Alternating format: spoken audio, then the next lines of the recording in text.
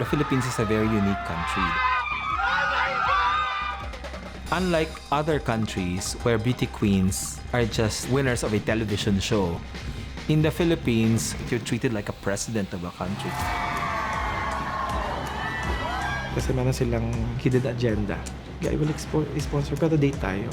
When do you want to meet up? Or, I could come to your hotel or you could come to my hotel. Walang malinis na pageant. Para sa akin, kailangan mo magpa-booking. Para manalo ka. Kung pagbibigyan ulit ako, sana hindi na lang ako nag-join ng pageant.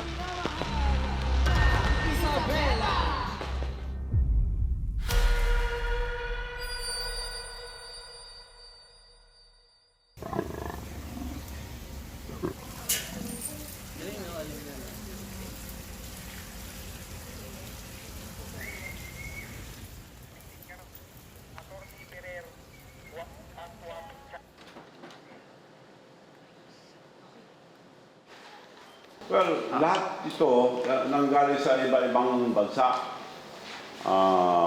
New Zealand, Australia, Zimbabwe. The most dangerous is itong buffalo. Unpredictable, unprovoked, sumusugod. Mayor Chavit Singson has enjoyed a glittering career. He's been a Deputy National Security Advisor, 3-time governor, and CEO of a major conglomerate. Apart from hunting, he has another extremely expensive hobby. So, lahat ng connections na nandito, ito yung pinakamagandang hayop na connection ko. Itong Miss Universe. Ayok. In 2017, Mayor Chavit brought the Miss Universe pageant to the Philippines. He invested a vast personal fortune to make this event happen. Umabot pa ng 14 million. Dami. Well, I'm prepared, kako.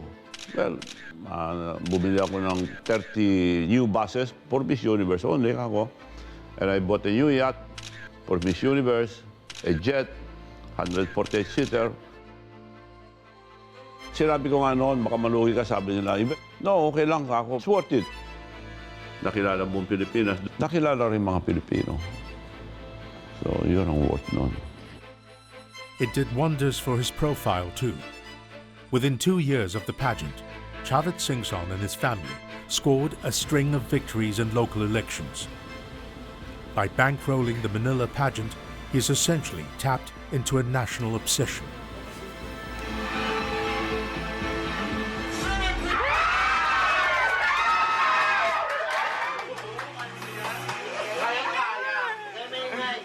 The Philippines is a very unique country, that we are a nation of basketball, boxing, and beauty pageant. Every time there is a Manny Pacquiao fight, or every time, let's say, beauty pageants, it will be picked up all over the country, everything stops.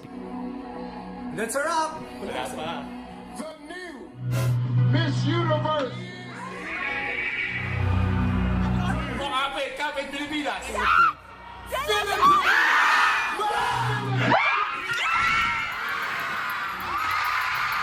I think in this country, we're in dire need of heroes.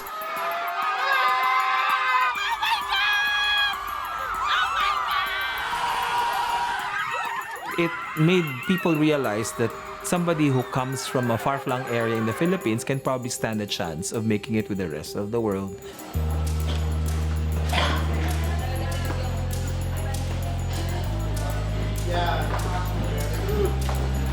Alam mo yung posisyon ko rito, ha? Para sa judges.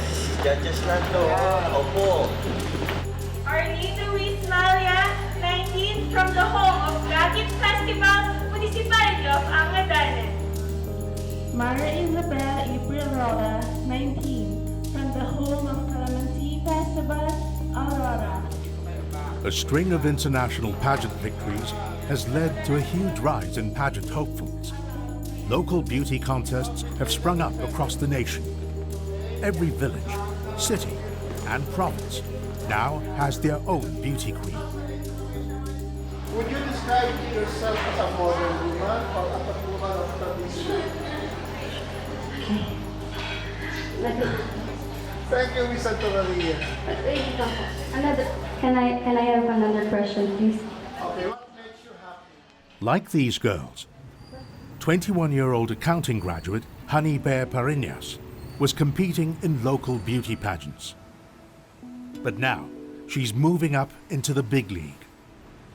Honey recently flew to Manila for her first national pageant. Galing po ako sa probinsya ng Sultan Kudarat, sa lupain ng Mindanao, And then, first time ko po na sasalang sa isang major national pageant. Manila, during my flight, I'm always telling and reminding myself na kaya ko to. Kadaming self-questions and self-doubts. Honey has won 2 local pageants in her province, but the national pageants are a whole other league. Scores of girls from all over the country will be competing just to become an official candidate. Kaya medyo hanggang ngayon nadala ko po yung pagtatanong sa sarili na maganda ba talaga ako? Kaya ko ba talaga to? But then, kinakonquer ko po yung lahat para po patunayan sa sarili ko na mali yung sinasabi ng ibang tao sa akin. Yung bravery po na sumabak po dito.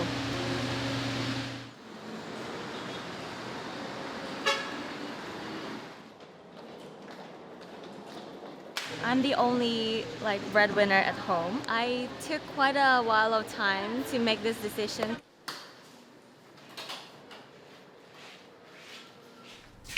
Mercedes Pear is a well-known Filipino-Chinese model and host. Yeah, so it's quite messy. I think if it wasn't my mom, I don't think I'll be this motivated. When's your last checkup at the hospital? Last checkup is 1 month. This coming March 19, I have another checkup. Mercedes' mother, Glenda, is 55 years old. She lives in Hong Kong. For the last 10 years, Glenda has been battling a chronic kidney disease. The medical bills are piling up, which is why Mercedes left Glenda behind and moved to Manila to take part in the same national beauty pageant. I was thinking, how do I make the most money in short period of time? Dili pa man. Wala pa kay kuan pa ko diri sa ako ang machine. Glenda's health is now critical, with her kidneys functioning at just 15%. By winning a beauty pageant, Mercedes is hoping to save her mother. Tapos kung corona, nasa imo kung nakuha na ako, okay? Sa imo na ang corona.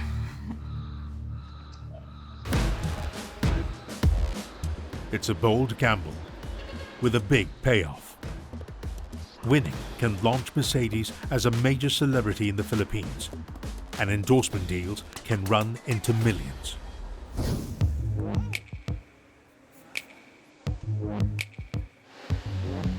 Oo, basta huwag mo masyadong mataas dito. Yes, mas relax lang naman. Same as... Ito kasi, you don't want your legs exposed agad, right? Pero ito sa cover.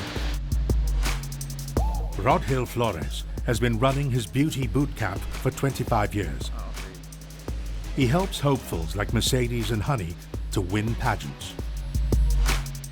May vision ka for this girl. This should be their look, this should be their stance on stage. Every day, free training sessions are held here. Rahil teaches the girls everything, from makeup and runway walking to social media management and communication skills. Anong hairstyle natin sa kanya? It's too short, no? Yes, Ina. So I think I would suggest a low ponytail na lang siya since maliit naman ang mukha. Okay. Mercedes and Honey are up against a strong contender, a candidate who has the backing of a family's considerable finances to win the crown. It's just as simple as you wanting a car, diba? So you'll spend for it because you want it. So like the spending of like for even 700,000 is worth it. Patricia Garcia graduated from an elite university. She has a well-paying job at a telecommunications firm, but she's taking unpaid leave to move a step closer to her dream. I want to become a beauty queen because you really want to go like on public service or simply working as a government relations person. Today, the most prestigious pageant in the Philippines is holding auditions. In America, there's Super Bowl, but in the Philippines, our Super Bowl is the beauty pageant. The stakes are sky high. All 4 Miss Universe crowns of the Philippines were worn by past winners of this pageant. Each girl, I think, will be given 30 seconds or a minute to do their self-introduction. They will be judged according to beauty of face, figure, and personality. Only 40 girls from 70 hopefuls will make it as official candidates for the biggest pageant in the Philippines, the Binibining Filipinas Beauty Pageant.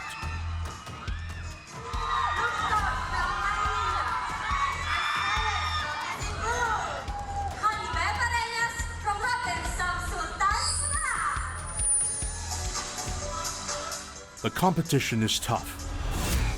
When beauty, poise, and a great body are the baseline for pageants, how far do men and women push themselves to become pageant ready?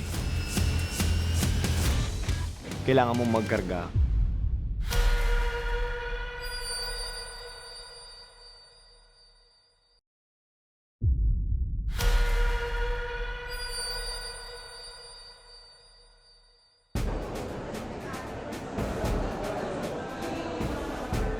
The auditions for the most prestigious pageant in the Philippines is in full swing. 70 aspiring beauty queens are vying to win a spot in the Binibining Filipinas Beauty Pageant. We are ready to make the announcement right about now. Thousands have signed up, but only 40 will be selected to move on to the next stage. The girls have all made great sacrifices to be here. Starting with Bini 58, Marine and One Time. Number 2, Honey Grace Cartasano. 32, Patricia Garcia. Honey B. Barreras. Number 23, Jasmine Bendiva Hulana. Number 64, Mercedes Air. Congratulations, ladies. You are Binibining Filipinas, class of 2020. Unlike other countries where beauty queens are just winners of a television show, in the Philippines, you're treated like a president of a country. When you arrive in a country, the first thing you do is to have state honors, and then you meet the head of state. That's the closest we could get to royalty. 5 winners will be chosen from the 40 candidates. Each will be given endorsement contracts worth $30,000 US. Binibining number 22, please support me. They will also receive the honor of representing the Philippines in 5 international pageants. Hi everyone, my name is Patricia Garcia. I'm proudly representing the city of Manila. The pressure is always there. I'd love to join Miss International. So, how was your experience during this final spin? Was it nerve-wracking? Well, of course I feel overwhelmed and also... In order to win, Patricia, Honey, and Mercedes must ramp up their exposure in the media. This will help them garner online votes for the next round of the competition, the Fashion Runway.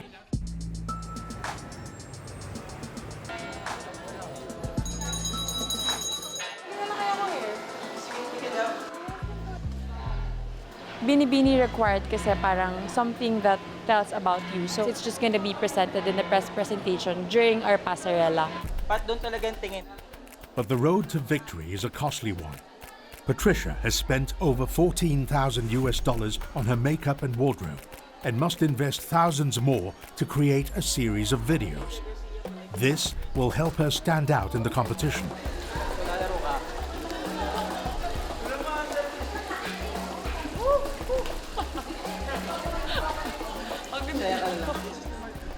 But with financial support from her wealthy parents, Patricia is breezing through this challenge.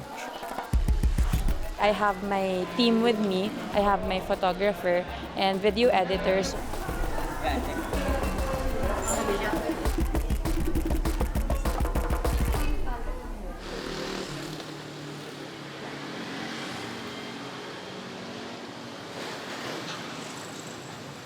There's a misconception about pageantry that we're glammed up because we have a lot of sponsors, everything is paid, your air ticket is paid. That's not true.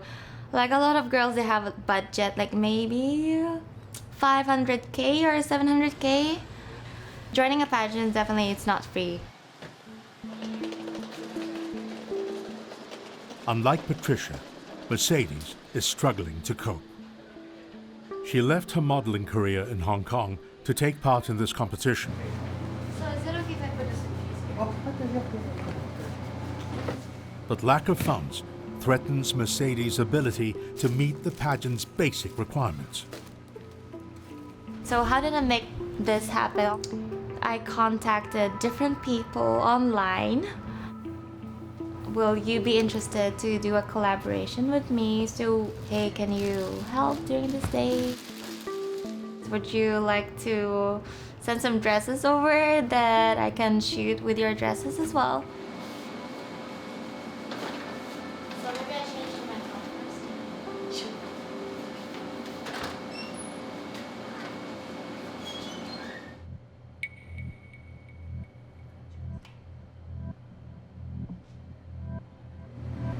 What if nandiyan sa yung corona ngayon? Anong gagawin?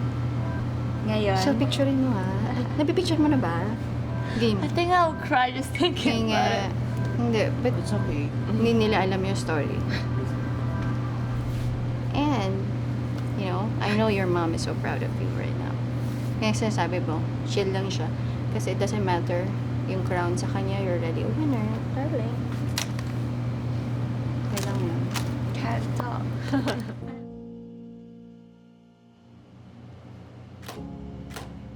Mercedes is determined to win the crown at all costs. Her mother has end-stage kidney disease, and Mercedes is worried about her health declining further. Trying to look for a transplant, but for I think almost 7 years we didn't meet a suitable one. I hired a helper at home so she can stay with my mom the whole time. Because going through the dialysis process isn't easy. You have like a tube with you the whole time. She's the type of person that she won't let you know what kind of pain she's suffering. With no income, Mercedes is depleting all her savings just to stay in the game. She knows she must stay focused in the coming months when there's so much at stake.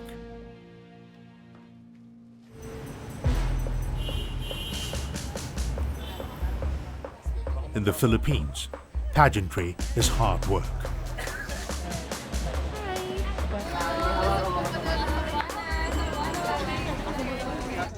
For 4 months leading up to the coronation, the competing girls have packed diaries filled with endless social engagements and media activity.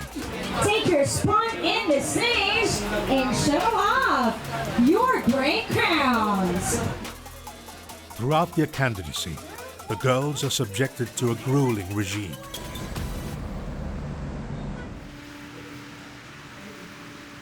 This includes a beauty boot camp under the wings of Rahil Flores. The renowned pageant guru has trained numerous beauty queens, many of whom have gone on to be winners on the international stage.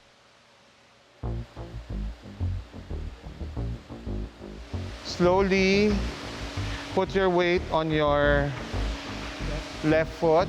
Practically, that is what is happening when we walk. And go. Right, left, forward, back, right, left, forward, back. For pageant contestant Honey, this is the most excruciating part, the duck walk. Una po, ilalak yung kamay sa likod para ma-maintain po yung posture ng likod mo. And then step one of your foot, the scan bot. As you take another step po, kailangan naka-maintain po yung height mo. Nababanat yung lahat ng kalaman-lamanan mo sa loob. Para mas longer yung strides nila, mas may emphasis ang steps nila, natural na maglalabas yung hips nila. Yes. Okay. Kuha. Front na agad. Oo. Pwede yon. Or pwedeng putol ka. Pam, pam, pam, pam, pam, pam, pam. Putol. 1, 2. Pero mabilis talaga yung pagharap. Go. Yon. Tapos eto na. Yes. You see the advanced students, right? They've been training with me for several years already. Ganon. Si Honeybep, medyo nandun pa rin siya sa basic level. She seems a little bit reserved about herself. So, yan, ganyan. Gawin mong concentric sa one line ng step. Even yung steps, not that confident about herself. And last round. Last round. And go.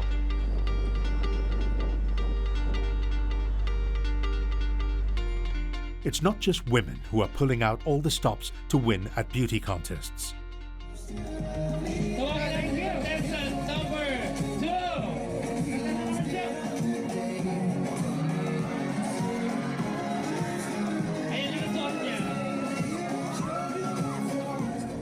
Undercover Asia enters the world of male pageants to investigate the dark side of these competitions.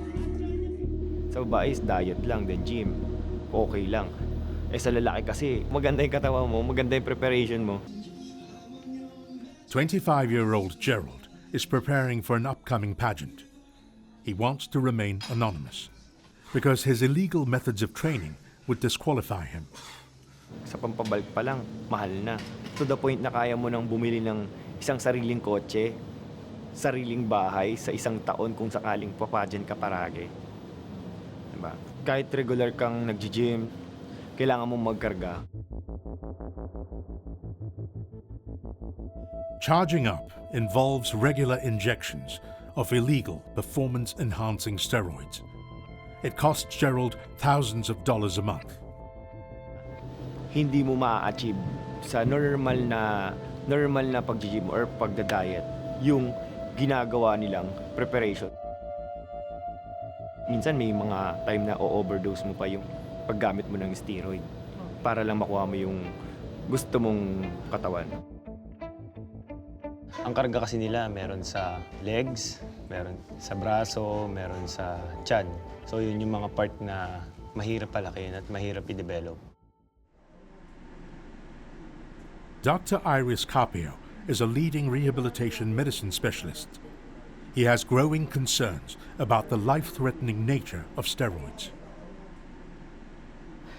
Kung gagamitin natin to as reference, ang isang bodybuilder ay gagamit ng 15 sa isang linggo o 60 sa isang buong buwan.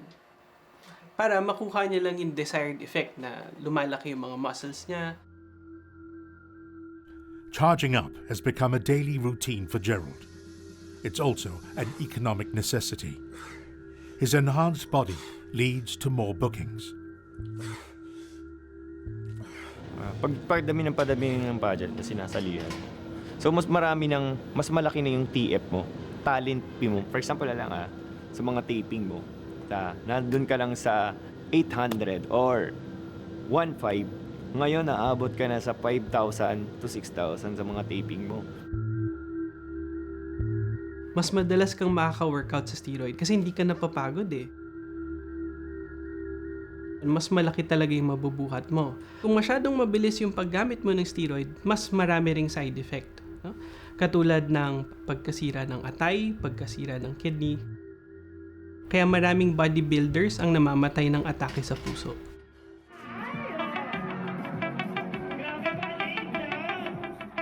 But in male pageantry, even a hard body and good looks doesn't guarantee a win.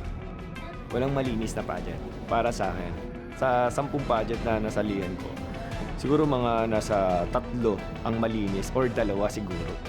Ma-hire ka nila.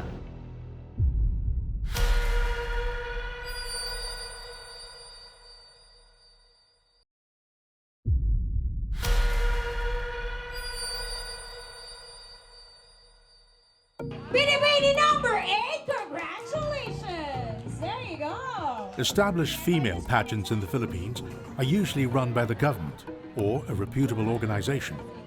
But it's not the same for male pageants. Most are held in low-end nightclubs in red light districts.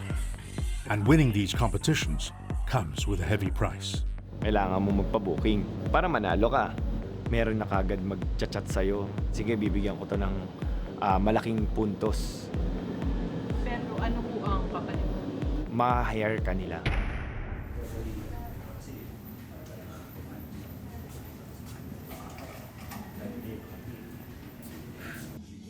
Gerald has amassed many titles and awards during his 8 years in pageants. But he scored most of these wins by having sex with the judges. Isang iglap, ganun lang palang kailangan para manalo ka. Oo, lalaki ka naman eh. Wala lang naman sa'yo. Alam mo yun, casual na lang kasi lalaki ka, mabilis lang. Sayang yung prepare ko, sayang yung ginastos ko, tapos matatalo lang ako sa bandang huli. Eh di, sige, papatol na lang ako dito.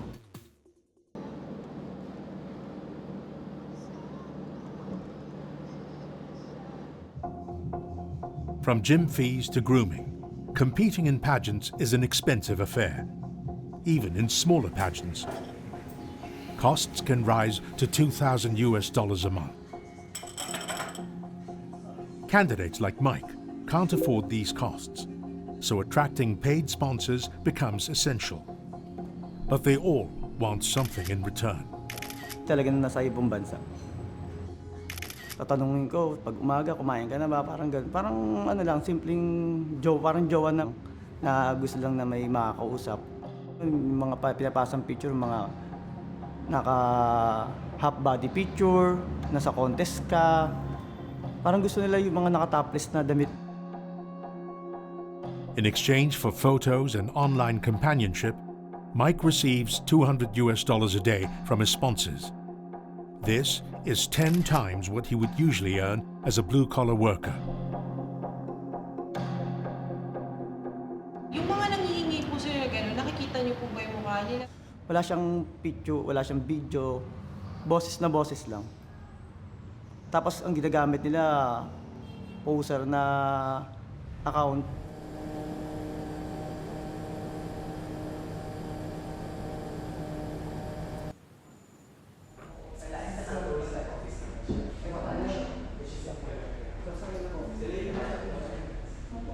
Ang final namin, 10 lalaki, 10 babae. So I hope makuha na natin siya ngayon. The relationship between sponsors and pageant hopefuls is a complicated one.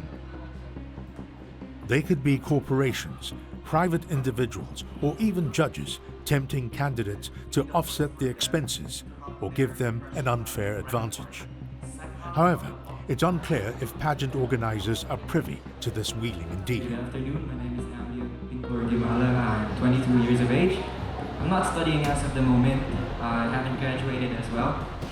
Are you having a job right now? Stints and gigs here and there, but a regular job, not as a... Mark de la Cruz organizes pageants for both men and women. He's aware of the seedy side of these competitions and now screens every sponsor to ensure the safety of his candidates. Kaya sila nag-sponsor kasi meron silang hidden agenda. Yeah, I will sponsor pero date tayo. We are very particular sa briefing pa lang kasi makikita na nila na they don't need to do that. Kumbaga, kung gusto natin talaga ng malinis na organization tsaka yung pageantry po, dapat po talaga magmula talaga sa organizer. Tsaka yun nga, the lesser na pangangailangan ng mga candidates namin, the lesser na makagawa sila ng mga ganun.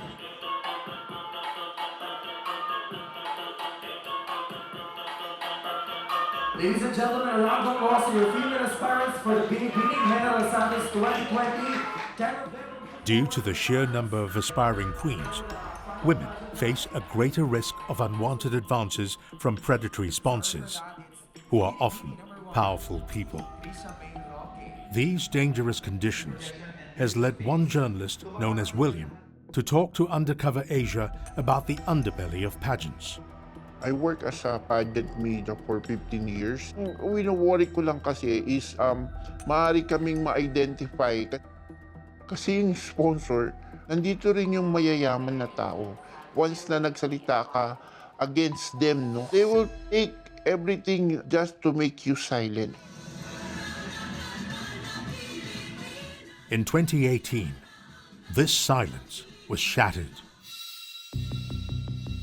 The Miss Earth contest in Manila hit headlines around the world. Accusations of sexual harassment and indecent proposals were leveled at one of the major sponsors by no less than 3 Miss Earth candidates. Guam? Canada. I love the Philippines. This is not my first time, and it's not going to be my last either, so. Undercover Asia speaks to Jamie Vandenberg, who represented Canada at the Miss Earth pageant. One of the sponsors from that event got my phone number. I have no idea how. Like, when do you want to meet up? Or, you know, I could come to your hotel or you could come to my hotel. I can show you how to win. It was very clear that he was looking for some sort of sexual favors in exchange for advancement in the pageant. I would say just about, if not every single day of the pageant, I had some sort of interaction with him. Whether it was a phone call, whether it was him showing up at my hotel, whether it was him showing up at events, he was there every single time. Like, I felt like I couldn't get away. Jamie wanted to leave the Philippines, but the organizers had her passport. I gave them my passport so that they could get a visa extension. Not once did they actually attempt to get a visa extension for me, and it turns out that they actually collected everybody's passports. I went after the GMs and I was like, I know you have my passport. You can give it back or I'll contact my embassy and I'll take further action. That was my first opportunity to leave. But the Miss Earth controversy was not a one-off. It's disturbingly similar to what journalist William witnessed at a national pageant in the south of Manila. Girls, dito muna kayo, stay for a while, hindi pa tapos yung events. Yung organizer itself, asking the girls, no, to sit with mga foreign guests na umiinom doon, mga nagbayad ng tickets, and then nakiusap na sa amin yung ibang girls na sumabay na sa amin pabalik ng hotel. Sinabi sa akin, wag daw kami mag-interfere sa activities ng events nila. Na gusto naman namin din tulungan sila. No one comes out, no, para magsalita. Walang nagkakaso. Lahat sila nananahimik, lahat sila takot. This wall of silence and fear continues. The Miss Earth pageant might be the only reported case of sexual harassment in the Philippines, but it doesn't mean that these harassments are one-offs. Mahirap talaga. Mahirap talaga sa isang babae na biktima mag-come out. Bakit? Stigma.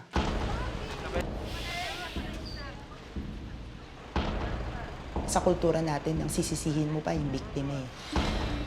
Ikaw kasi gusto mong sumali sa beauty pageant.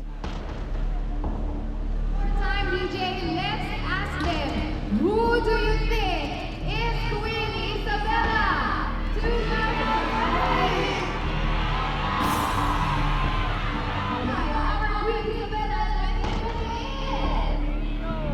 So what awaits contestants at the end of their journey to pageant glory?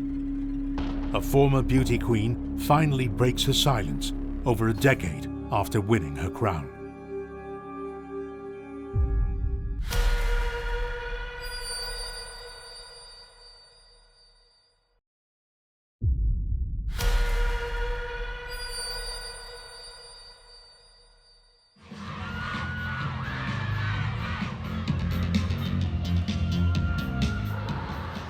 We know that in every pageant, one of the most awaited is the segment wherein we will see grace, glamour, and elegance. This is what the evening gown competition is all about.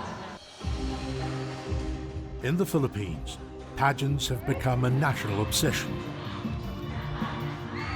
They promise fame, fortune, and a higher station in life. But what price do these women really pay?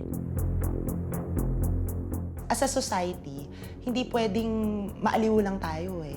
Na ang saya-saya ng mga beauty pageant, ang gaganda ng mga evening gown ko, kailangan ding suriin critically. Okay. Miss Santa Maria, ito ang iyong katanungan for tonight.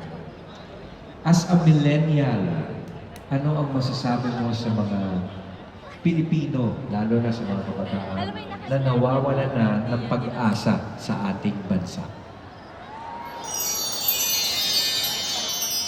Ang tanging masasabi ko sa mga kabataang nawawalan ng pag-asa is huwag kayong mawalan ng pag-asa. Oh, di ba kaya? Bakit? Kasi Bakit maraming sumasali sa pageant? So, i-address mo yung economic situation na hindi mo kailangang sumali sa beauty contest para ka makapagpatuloy halimbawa sa pag-aaral. Matulungan ka na magkatrabaho. Kung pagbibigyan ulit ako, sana hindi na lang ako nag-join ng pageant. Binibining Pilipinas World. And for 2008, it's candidate number 15, Janina San Miguel! Congratulations to Janina San Miguel. In 2008, Janina San Miguel won the prestigious Binibining Pilipinas contest. As one of the winners, she was set to represent the Philippines at Miss World.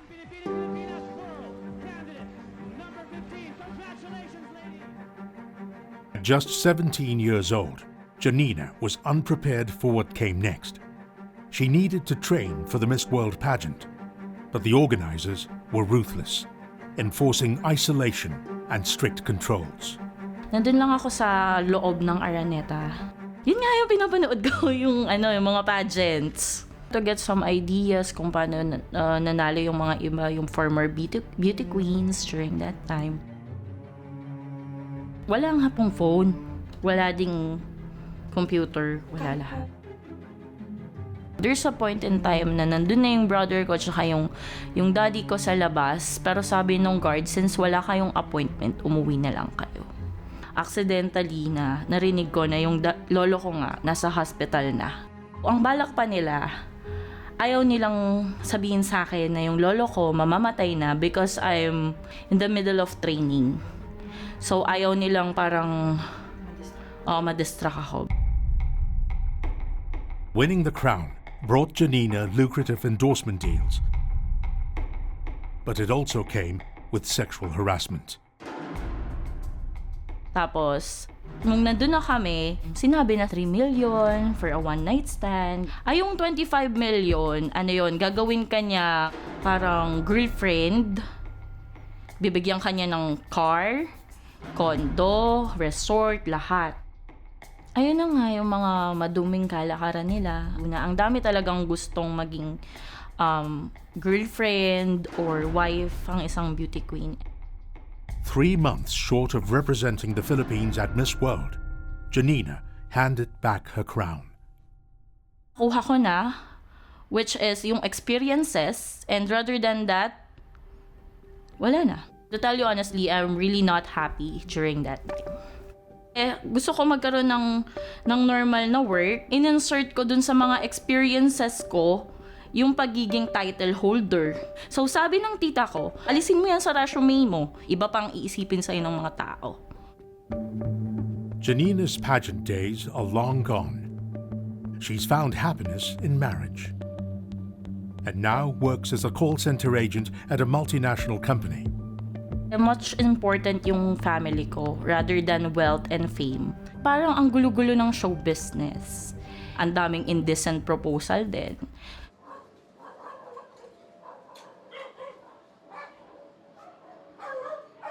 Despite his desperate need for money, Mike stopped sending body pics to paying sponsors 2 years ago.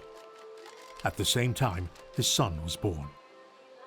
Minsan may mga bastos na nanonood sa live. Oh, ang gwapo ng anak mo ah. Pwede ko ba matikman? Parang ganun. Sabi ko nga sa kanila, hindi porket ganito yung trabaho namin, kabastos na kami. Hindi na kami pwedeng galangin. Kasi ayoko kasing maabutan ako ng anak ko at magkaisip na sa larangan pa rin ako ng ganito. Mike still takes part in pageants. The cash prizes are too good to ignore. But without the support of sponsors, steroids and supplements are now out of reach. Uwi na lang at anong gusto mo? His hopes of a win are slowly fading away. Sige na, ayos na ako, bye-bye. Kiss mo na ako. Kiss mo na si Didi. Kiss mo na ako. Siyempre, mas uunahin ko yung anak ko. Kahit na nahihirapan ako sa pageant, nilunok na lang namin kasi mas pabilis kami kumita ng pera doon eh. Sige na, bye-bye. Babalik ako, babalik.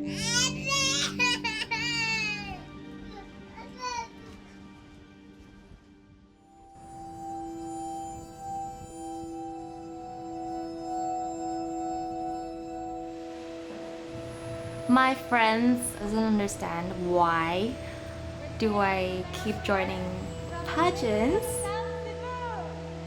They don't understand why someone would be willing to sacrifice that much to keep joining pageants again and again.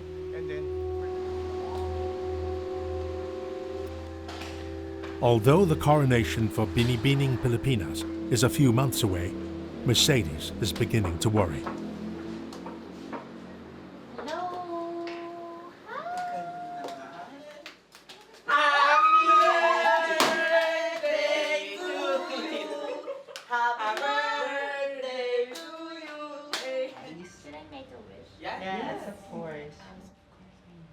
My answer is, I want a bigger stage.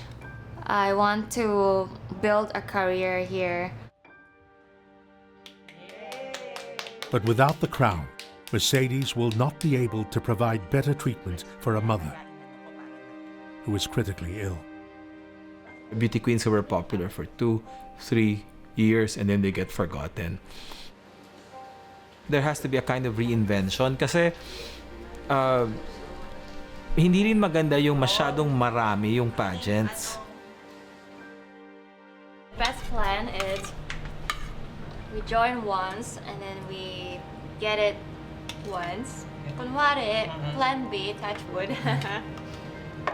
Ano yung wood? If we didn't make it. Kung hindi man talaga, tawag tayo sa Seiko films. Tiyaring lang. Ano yun?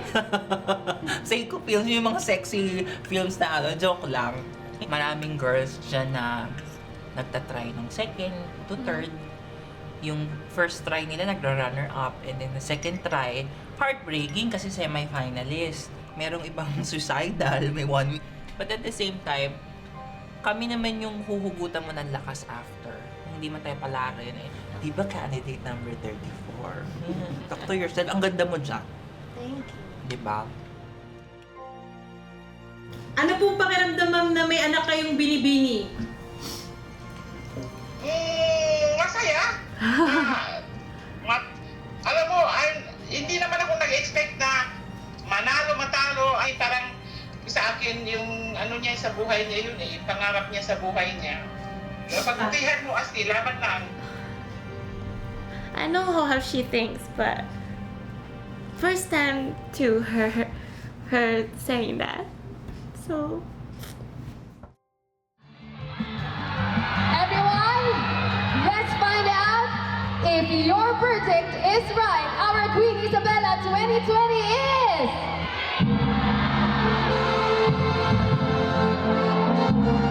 Queen Isabella 2020's candidate number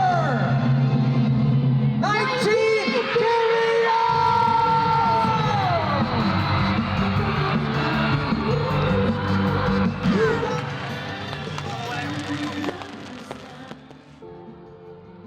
A career stepping stone, a means of survival, a hope for a better life. There may be different reasons for different people, but pageants need to be safe spaces where anyone can dream. so that the prestige of the crown is not overshadowed by fear and exploitation.